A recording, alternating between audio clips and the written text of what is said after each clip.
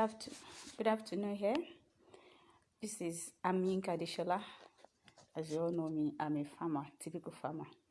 This afternoon we'll be discussing farm irrigation system.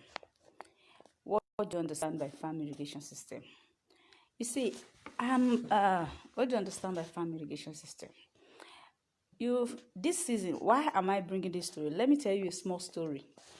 In Israel, Israel in the Bible, in our Bible, for those of us that are Christian, Israel is known to be the God's favorite.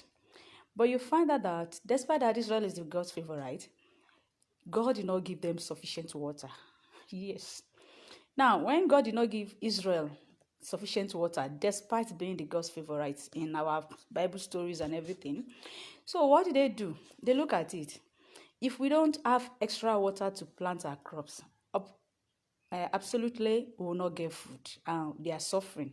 So what did they do? They sat down and put their brains together and they decide, okay, we need to find a way. Imagine they have rainfall, but the rainfall was not sufficient enough, as in maybe they have just few drops and everything and the rain is gone.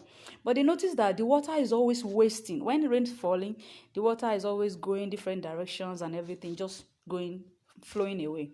So they sat down, see, even if it's just one rain that fall, and the rain always produce some water and the water flow away and the excess one flow along the road. Then they discover and say, okay, what if we find a way to store this water, this rainwater that is, instead of allowing them to fall on the ground and flow away, why don't we stop the water? So they designed a system. They were able to harvest the rain. Now, you're welcome if you're just joining us. They were able to harvest the rain. How did they harvest the rain? They find a way of collating rooftops and every other thing. They did some mini dams, mini excavations and everything, and they were able to do rain harvesting. They got some of the water. Now, this water, they want to use it to farm. They harvest the water. When they harvest the water, they were using it to farm. They now discover they have to be hand-wetting or moving water, which reduces the quantity of things that they can do on the farm. So they thought of another way again. How can we get this water to the farm without hand-wetting or without doing all this thing? So they thought of irrigation system. Okay, what if we design a system that you don't need to use hand, you don't need to be carrying one watering can and moving from one place to another because it's stressful, it's labor intensive and every other thing. So they thought of using a designed irrigation system. And that's what we call drip irrigation system. Now, why am I bringing up this story? If you are a farmer for this year, you see, whenever I'm talking about anything, most times it doesn't affect people in Lagos, people in riverine area. I don't want to start explaining the process because the video is not going to take, I just want to do some brief one. If not, I will have the process by which Lagos have water. Lagos is close to a large body of water. Because Lagos is close to a large body of water, there's always evapotranspiration. And the evaporation always form a cloud. And when the cloud is forming, it comes back as rainfall. That's why Lagos is always having water. So when those of us in the extreme, when we start complaining and say we don't have water, there's no rain and everything, we are not close to a large water surface. So we don't have anything producing rain that is doing water cycle for us. So that's why I said I'm not discussing. This is not about Lagos people. Now, for people in the rural side or people that are far away from the water body that is in Lagos, I've briefly explained why Lagos is always having rainwater. But you can also decide within yourself how many farms do they have in Lagos? How many places are they cultivating in Lagos? So, Lagos cannot decide how there will be food scarcity or whatever will happen to our food system. It is out of Lagos. It is right there at sketch. Now, let's come back to the outskirts. I've just told you the story of Israel, how they developed the system to favor themselves and every other thing. Despite the fact that in our Bible stories, they are supposed to be God's favorite. Yes, God did not favor them with rainfall. Now, in the rural side now, the way rain has been doing this year. Like this is June in my side. Normally, rain usually starts around March, April. But now this is June. Some people have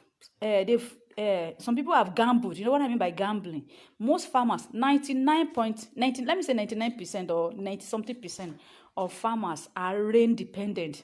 Rain dependent means they wait for rainfall before they could plant. That is, if there's no rain, they cannot plant anything. And even now, even when there's that rain, if the rain is not sufficient enough, their crop will go bad. And that is exactly what we are facing right now. I don't want to divert again. That is called climate change. I will discuss that one or some other day, but let's just concentrate on irrigation today. So now, the rain has gradually reduced. As I'm speaking with you, I don't know about, like I said, I've excluded Lagos because Lagos is closer to the riverine area. I'm excluding some part in the southeast, like Akwa Ibom and those places that are also close to, some, I think they are close to, they have a cool climate. They might have rainfall more than the others. But everybody can testify that rain pattern has greatly reduced in so many places. How is this affecting the farm? It's affecting the farm in the sense that food production, food yield on the farm is going to be greatly affected. There's going to be massive scarcity of food. Yes, you will have money and you will not see that food produce to buy. Let's put it this way. The northerners are the major food producers of food. But quite unfortunately, herdsmen, bandits, whatever, Boko Haram, everything has taken over. So obviously, they can't produce as much as they have been producing before. I'm sure you guys also learn they are always killing farmers. Right now, I understand that farmers have to be settling bandits. They first have to go and work on bandit farm before they come back to their home farm. That's the system in the north. In some part of the north, yes. And then in some part, they have to pay ransom before they could cultivate food. You know what that means? If I pay ransom, cultivate food. Most farmers have abandoned the farm because they couldn't even cultivate. Now, in our own side there, people are still struggling to be on the farm. But the system, the rain pattern, which most countries have been informed about it before. They know there's climate change. Like I said, I don't want to go in depth into climate change explanation because I just decided to deal with irrigation. So what happened now is that my advice, what I came up with this, I went to some farms today. Like on my farm, I wanted to plow. I do irrigation, but because irrigation systems are so expensive, there's little you can't buy much of it to start a large farm, except you are one politician that have stolen some money, or you are those retired civil servants that have stolen some money. I'm being sincere and candid with you. Because whenever we talk, some people will come and say, Obasanjo is farming. No, Obasanjo is not a farmer. Obasanjo is a farmer. He converted from politics to farm. So he has stolen some money, has taken some money, and that's what he diverted into the farm. So you can't compare them to us that are struggling with the farm. Now, let's come back. So on this issue, you find out that right now, as I'm speaking with you, 99% of farmers' crop are getting bad. They are getting bad because there's no rainfall. Even corn that is rugged is dying. I branched to a farm today. If you check my timeline, you will see the maize there. So a lot of farms, a lot of corn are dying. So eventually, and the rain is still not falling. There's still no rain yet. As in, this is how the rain has been falling. Each crop has the quantity of water that is required for them to grow. So the quantity of water that they are requiring to grow, if you manage to give them 75% or 50% of that, they will still survive. It's just that you, the farmer, is the one that will not have plenty or enough or as much as the harvest that you're supposed to have. But imagine a situation where the maize could hardly get 30% of what it's expecting. Do you know before, yam celebration, yam festival is always in July.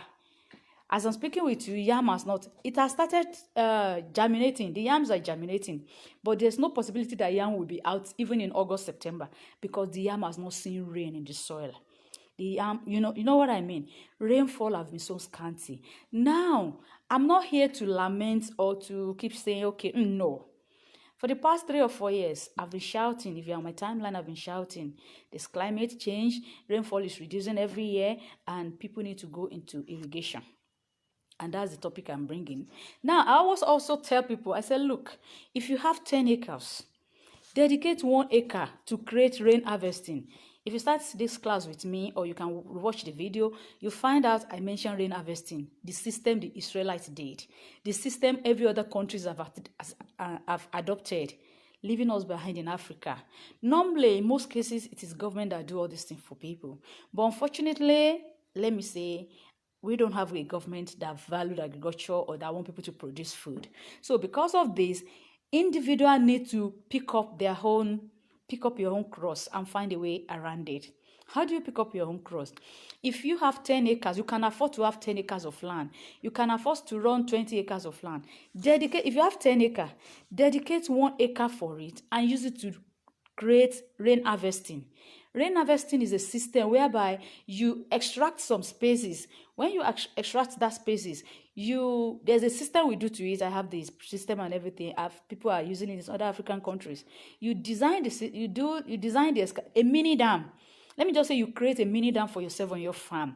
So that any little rain that falls is go directly into your mini dam and store it down for you, so that now that we are shouting no rainfall, no rainfall, this period, like this is how the rain works. It will fall for 2 days, and the 2 days it will just be small quantity. Then it will not fall again for 1 week. Then we'll be shouting drought, drought, drought. But do you know crop cannot? How many of us can stay 1 week without eating?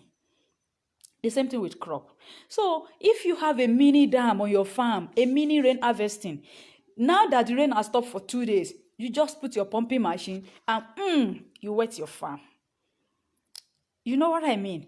Then you stop again when the rains come. And that water you use from the rain harvesting, your mini dam, would replenish back once the rain comes. Because why would it replenish back? It will get filled back. Why? Because while you create it, there's something we watch when you are creating rain harvesting. It is called slope. You need to watch the slope, and slope means the lowest part of your farm. The lowest part of the farm is when water is falling, you notice that it's falling towards one side, it's flowing towards one side. It is that side. In most cases, that side will be waterlogged and whatever. That is the best place to create your rain dam, your rain harvesting. Those are the best of places to create your rain harvesting. So like I said, if you have 10 acres, create one rain harvesting. The water from that rain harvesting, you'll be using it to nurture the other 5 or 10 acres. Yes. There's a book I read. There's a farmer in, I can't remember, maybe Uganda or which other country, that excavated 1 hectare of land. And he used it to plant 6 hectares of land in dry season. Now we don't have dry season again. I don't know, like I said, Lagos is excluded because now people will start saying Lagos water rain is falling 3 days. Don't even mention it here.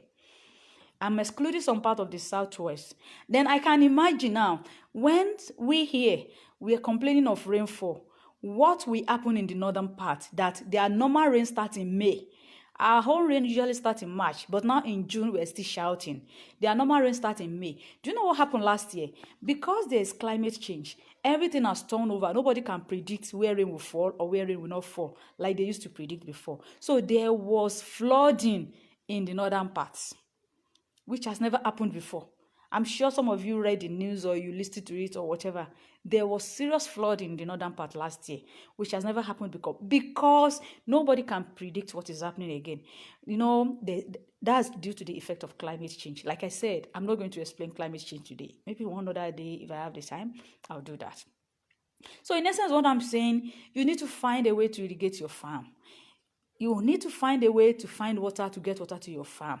If you know you cannot do that, get clusters, form clusters in such a way that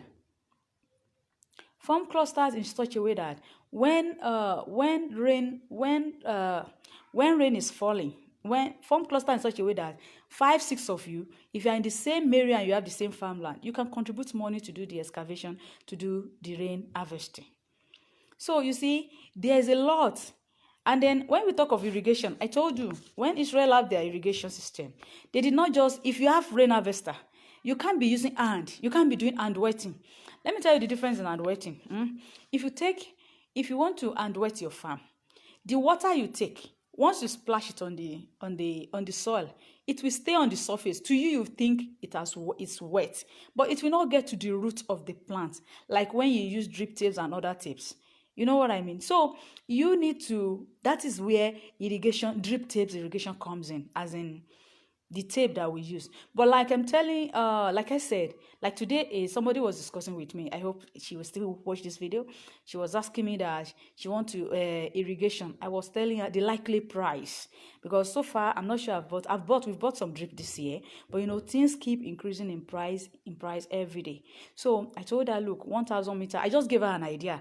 I'm not here to tell you the price of irrigation. I'm not here to design irrigation system for you. I'm just telling you what you need to do. So now you need to find a way. If you create the rain harvesting, then you need to find a way to get drip system.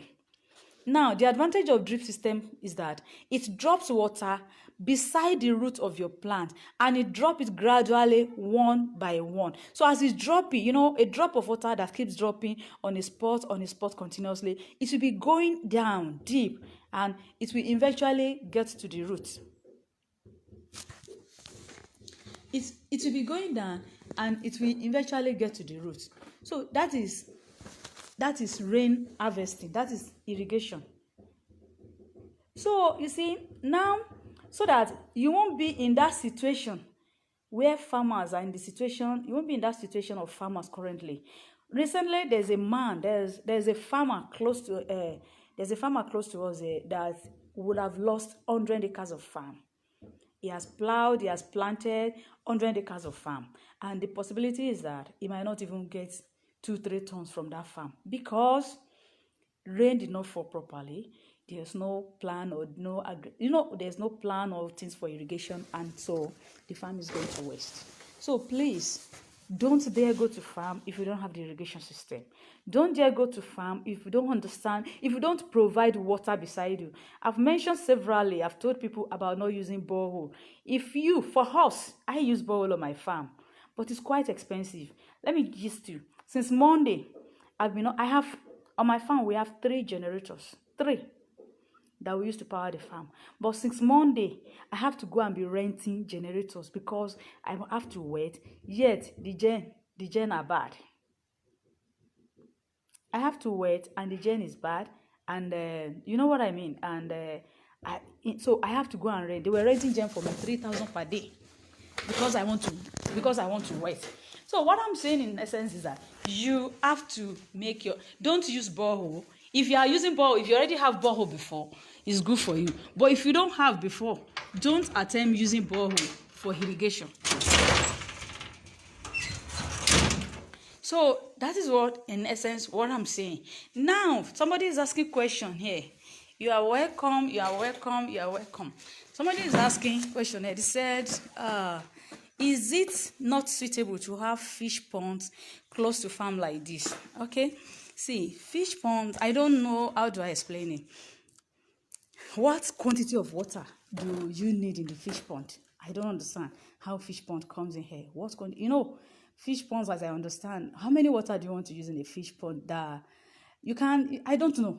The questions, I don't know how you want me to explain. I honestly don't know. So now, somebody said, do we have nylon to cover the dam in order for the water not to sink?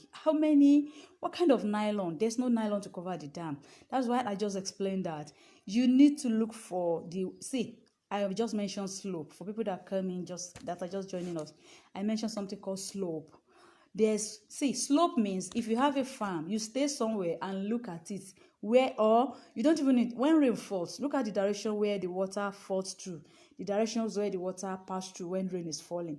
So that's the water will always go towards the lowest direction.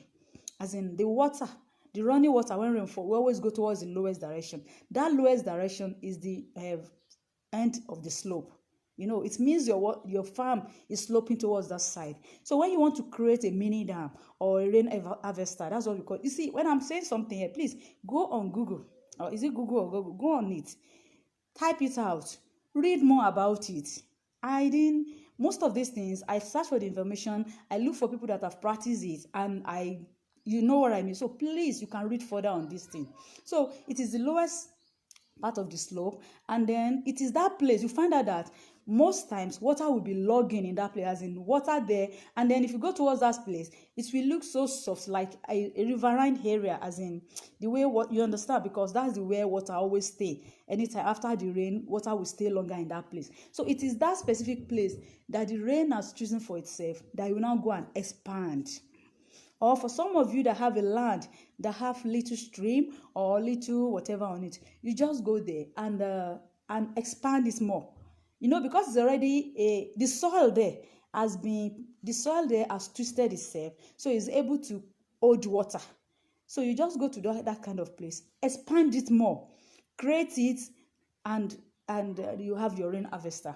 so that from there you just put a mud pumping machine, a mud pump, and you can pump water back into the farm, and you can lay your drip irrigation, and you can be wetting like what I explained. Now those 2 days or 3 days when the rain is not falling, those things can assist you, as in that water you stored. Like now, okay, rain has not fallen in the last 1 week. Farmers are shouting, everybody's, even me, we're shouting. Today I was shouting because we didn't have generator to pump water, and I was telling the guy, go and borrow the gen from where we were borrowing, because all our gens, there's something about it. We bought a gen. I had not even written about it.